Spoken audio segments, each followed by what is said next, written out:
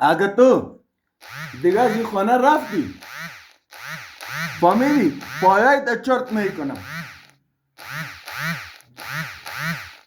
ما برای تو انگور آورده بودم، یک پلاستیک انگور آورده بودم.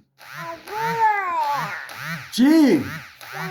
اینجا بیرون دالست تو انگورای خواه میخوری، بعد از او کل روز انگو انگو انگو کده میری.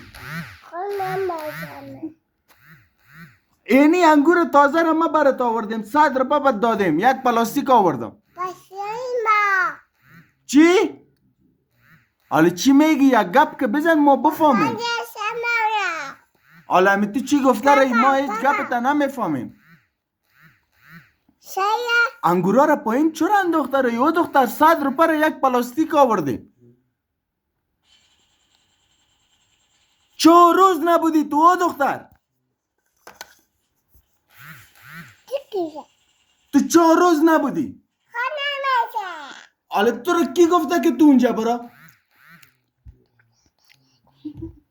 حالا تو را کی گفته که تو اونجا برا؟ قواره مرا گرفته رایی؟ زیر زبانی گپ میزنی؟